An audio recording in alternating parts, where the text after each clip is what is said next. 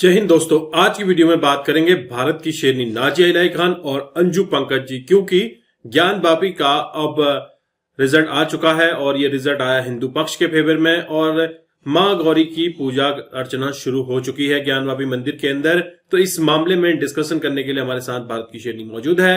आप इस वीडियो को एंड तक देखिएगा, किस तरह के रिजल्ट रहे हैं, किस तरह से ज्ञान वापी का जो रिजल्ट आया है आधी रात को सुप्रीम कोर्ट खुलवाने के बाद, काफी इंटरेस्टिंग इन्फॉर्मेशन है। अगर आप चैनल पर नए हैं, चैनल को सब्सक्राइब जरूर कीजिए। हर हर महादेव, जय श्री राम। नाज़िया जी, बहुत बहुत स्वागत है आपका। हर हर महादेव, जय जय श्री राम। भारत माता की जय। भारत माता की जय हो। ज्ञान वापी में तो माँ गौरी श्रृंगार देवी की पूजा अर्चना शुरू हो गई है। कहाँ तो 7 दिन का समय दिया गया था प्रशासन को, लेकिन 7 घंटे में ही सब कुछ हो गया। इस पर मैं चर्चा करूंगी, लेकिन सबसे पहले मुझे ये समझाइए कि इस मामले में ऐसी कौन सी अर्जेंसी थी कि आधी रात को देश का सुप्रीम कोर्ट खुल गया। Nothing new Anju ji, nothing new. मैंने और आपने कई बार इस चीज को चर्चे में कन्फ्रंट किया है, बातचीत की है हमने इस बारे में कि सुप्रीम कोर्ट दिवाली के पटाखों के लिए भी बहुत उत्तेजित रहता है, बहुत इमोशनली अटैच्ड रहता है। सुप्रीम कोर्ट निर्भया के बलात्कारियों की गुहार सुनने के लिए बहुत परेशान रहता है।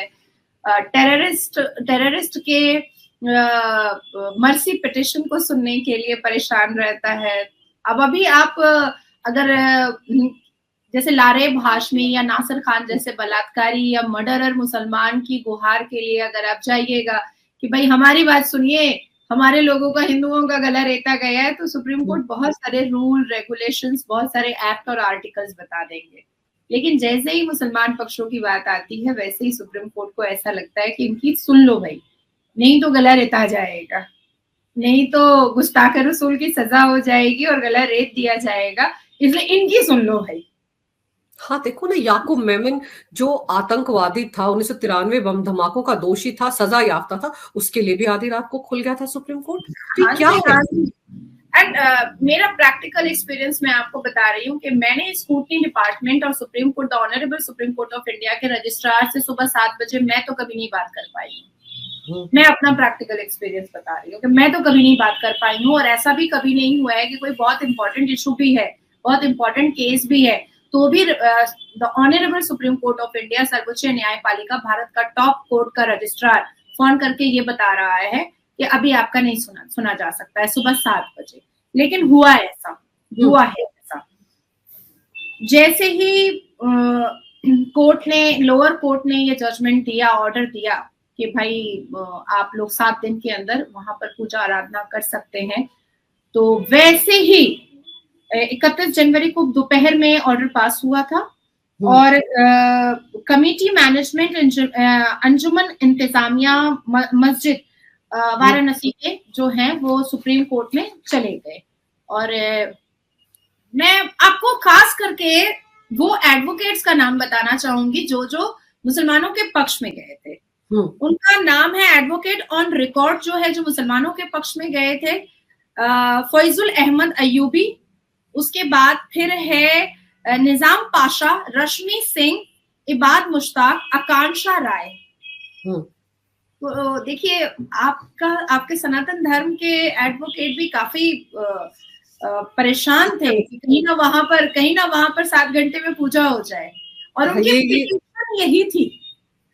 नाज़िया जी, आप हमेशा सनातनियों को जगाने का काम करती है ना, तो ये सनातनी भी वो हैं जो सेकुलर ब्रिगेड के हैं, जिनको लगता है कि अगर वो बढ़ चढ़कर इस मामले में हिस्सा लेंगे तो वो सेकुलर जमात में उनका एक नाम होगा। तो इसी चक्कर में ये दोनों भी पहुंच गए होंगे वहां पर। लेकिन है आपके सनातनी भी। मैं बस आपको ये बताना चाह रही हूँ कि है आपके सनातनी भी। बिल्कुल, ये वही सनातनी है जो सूडो सेकुलरिज्म का झंडा लेकर चलते हैं, बस मैं ये आपको बता रही हूँ। और सेकुलरिज्म के सामने इन्होंने अपने भगवान को भी नहीं छोड़ा है जी।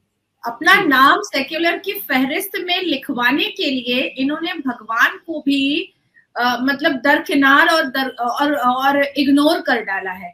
हालांकि मुसलमान पक्ष अपने अल्लाह को और मस्जिद को इग्नोर और दरकिनार नहीं कर पा रहा है, पर हिंदुओं को यह साबित करना पड़ रहा है कि भाई हम अपने भगवान को दरकिनार करके सेक्युलर होने की फहरिस्त में मेरा नाम पहले सर्वप्रथम दिखाई दे, तो मुझे थोड़ा नाजिया जी और नाजिया जी, और ये मतलब गौर करने वाली बात है सबके लिए कि जो हिंदू पक्ष के वकील है उनमें किसी भी उस जमात के वकील का नाम नहीं है, एक भी नहीं है, एक भी नहीं है। जो हिंदू पक्ष के वकीलों की लंबी चौड़ी फौज है उसमें एक भी मुस्लिम पक्ष का या मुस्लिम वकील नहीं है। लेकिन आप देखिए मुस्लिम पक्ष की तरफ से मैंने इसलिए आपको ये बात बताई है, मैंने इसीलिए आपको ये बात बताई, अदरवाइज हमारे कन्फ्रंटेशन में वकीलों का नाम लेना कोई जरूरी नहीं था, लेकिन मैंने मुसलमान पक्षों के वकीलों का नाम इसलिए मैंने आपको बताया। और आपने बहुत ही ऐसे पहलू की तरफ ध्यान दिलाया है मेरे सारे दर्शकों का, जिस पर ध्यान जाना जरूरी भी है। लोग उस तरफ देखते भी नहीं, सोचते भी नहीं उस बारे में। देखिए, क्या अयोध्या राम मंदिर के लिए एक भी मुसलमान इतनी बड़ी लड़ाई, 3 डेकेड की लड़ाई, और अगर देखा जाए तो 1858 से लड़ाई, फैजाबाद कोर्ट में अगर देखा जाए तो 1858 का पहला पिटिशन था, तो क्या वहां से लेकर के 2019 तक में कोई भी एक मुसलमान वकील सामने आया जो ये कहा कि राम मंदिर बनना चाहिए, मैं राम मंदिर के पक्ष में सबमिशन देने के लिए खड़ा हूं, या मैं PIL के साथ अपना भी पिटिशन के साथ कुछ टैग करवा रहा हूं कि भाई राम मंदिर बनना चाहिए? नहीं आए मुसलमान, एक भी पढ़े लिखे मुसलमान भी सामने नहीं आए, बल्कि कई वकील जो हैं मुस्लिम वकील, वो आज भी राम मंदिर के ऊपर छाती ही पीट रहे हैं नेशनल न्यूज पर बैठ करके। और जिस न्यूज में मैं रहती हूँ, मुझे शर्म महसूस होती है कि भाई तुम सुप्रीम कोर्ट के जजमेंट को भी तुम मतलब छाती पीट पीट करके कह रहे हो कि तुम उसको भी नहीं मानोगे, तो तुम्हारा तो एनरोलमेंट पहले कैंसिल कर देना चाहिए, क्योंकि तुम सुप्रीम कोर्ट को भी डाउटफुल तुम क्रिएट कर रहे हो, तुम बनाने की कोशिश कर रहे हो। और देखिए, लेकिन फिर भी सुप्रीम कोर्ट मतलब वाकई में सुबह 7 बजे registrar telephonic convey to the mosque committee advocate on record Faizul Ahmad Ayyubi कि आपका जो पिटिशन सबमिट हुआ है उसमें ऐसी कोई खास और अर्जेंसी वाली बात नहीं है, क्योंकि लोअर कोर्ट ने 7 दिन का समय दिया है, इसलिए इसकी सुनवाई आज नहीं हो सकती है। ये सुप्रीम कोर्ट के रजिस्ट्रार ने फोन करके बोला है। मैं आपको मतलब वहीं का बता रही हूँ, ऐसा नहीं है कि मैं हवाबाजी कर रही हूँ, मैं कागज लेकर के बैठी हुई हूँ कि रजिस्ट्रार, मैं फिर से पढ़ रही हूँ। This morning around 7 a.m. the registrar of the Supreme Court of India telephonically conveyed the Mosque Committee advocate on record Faizul Ahmad Ayyubi the message from the Chief Justice of India that they have to approach the Allahabad High Court advocate. तब जाकर के ये बात मस्जिद के committee के जो सारे वकील थे उनको पता चली कि चीफ जस्टिस ऑफ इंडिया का कहना है कि भैया यहाँ क्यों आ रहे हो, हाई कोर्ट जाओ, हमारे पास मत आओ, इस पिटीशन में ऐसी कोई अर्जेंसी नहीं है कि मतलब वो लोग पूजा कर लेंगे वहां पर, 7 दिन का समय दिया गया है, 7 दिन में देखा जाएगा।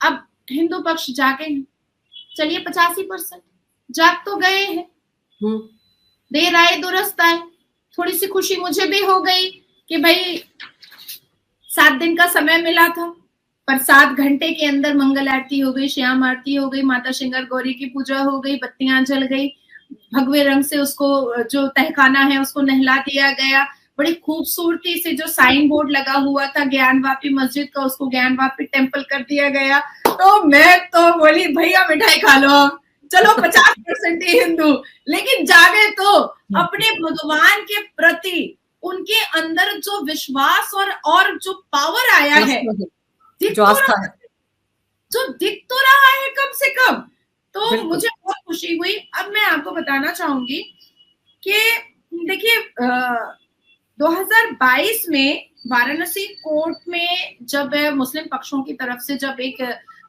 सप्लीमेंट्री पिटीशन गया था और वो लोग रोकने की कोशिश कर रहे थे। इस पॉइंट पर आपसे बात करूं, लेकिन वो मैं बात भूल जाऊंगी। मैं ये पूछना चाह रही हूँ कि अगर रजिस्ट्रार सुबह 7 बजे इस मुस्लिम पक्ष के वकीलों को फोन करके बता रहे हैं कि अर्जेंसी नहीं है, हम नहीं सुन सकते, इसका मतलब ये है कि जो CJI है उन्होंने आधी रात कोई केस पढ़ा होगा, उन तक ये मामला पहुंचा होगा, उन्होंने पढ़ा होगा, फिर रजिस्ट्रार को कम्युनिकेट किया होगा। ऑब्वियसली देखिए ये मैटर भी बहुत सेंसिटिव था, मैटर कोई ऐसे ही मतलब नॉर्मल नहीं था, कोई बेल का मैटर नहीं था या कोई ऐसा वैसा कोई मैटर नहीं था कि नॉर्मल PIL है, ऐसा नहीं था, ये मैटर बहुत सेंसिटिव था।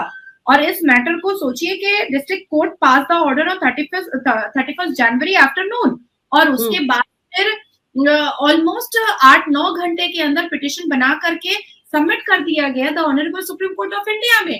तो इसका मतलब है पूरी रात उस पिटिशन को चीफ जस्टिस ऑफ इंडिया ने पढ़ा है, पूरी रात को पढ़ा है।